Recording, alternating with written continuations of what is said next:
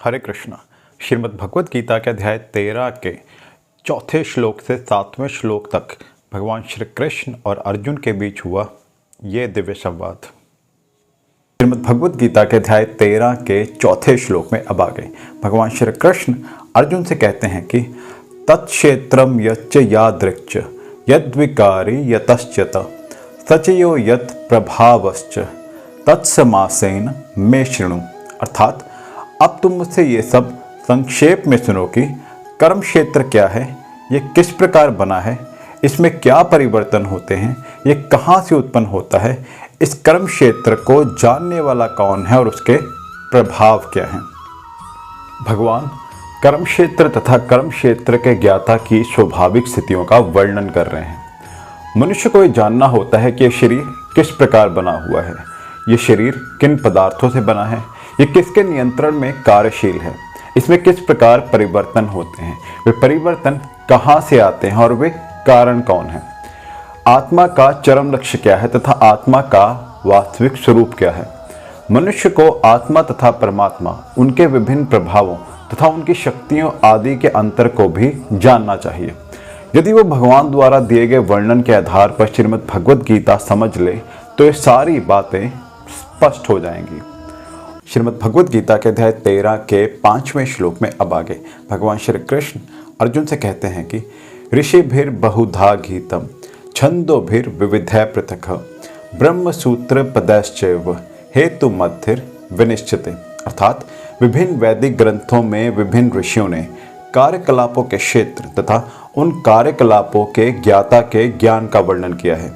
इसे विशेष रूप से वेदांत सूत्र में कार्य कारण के समस्त तर्क समेत प्रस्तुत किया गया है। ज्ञान बुद्धि को तभी संतुष्ट करता है जब उसकी अभिव्यक्ति स्पष्ट, सटीक और ठोस तर्कों द्वारा की जाती है। आध्यात्मिक ज्ञान की प्रामाणिकता के लिए वेदों का प्रमाण दिया जाता है। वेद ये केवल कुछ पुस्तकों के नाम नहीं हैं, वेद भगवान का शाश्वत ज्ञान है। जब भगवान संसार की रचना करते हैं तो वे जीव आत्माओं के कल्याण के लिए वेदों को प्रकट करते हैं। कोई भी आध्यात्मिक सिद्धांत वेदों द्वारा अवश्य प्रमाणित होना चाहिए। वेदों के ज्ञान के विस्तार के लिए कई ऋषियों ने ग्रंथ लिखे और वे सभी वैदिक ग्रंथों के समूह में सम्मिलित हो गए क्योंकि वे वेदों के अनुगत थे। श्रीमद् भगवद गीता के अध्याय 13 के 6 तथा 7वें श्लोक में अब आगे भगवान श्री कृष्ण अर्जुन से कहते हैं कि महाभूतान्यहंकारो बुद्धिरव्यक्तमेव च इंद्रियाणि दशैकं च पंचेन्द्रिय गोचरः इच्छा द्वेष सुखम दुखम संघात चेतना धृतिः एतत् क्षेत्रम समासेन सविकार मुदाहृतम। अर्थात पंच महाभूत, अहंकार, बुद्धि, अव्यक्त, 10 इंद्रियां तथा मन, 5 इंद्रिय विषय, इच्छा द्वेष सुख दुख संघात, जीवन के लक्षण तथा धैर्य, इन सभी को संक्षेप में कर्म के क्षेत्र तथा उसकी अंतक्रियाएं कहा जाता है। महर्षियों वेदांत सूत्रों के प्रमाणिक कथनों के आधार पर इस संसार के अवयवों को इस प्रकार से समझा जा सकता है। सबसे पहले पृथ्वी, जल, अग्नि, वायु तथा आकाश, ये 5 महाभूत हैं। फिर अहंकार, बुद्धि तथा तीनों गुणों की अव्यक्त अवस्था आती है।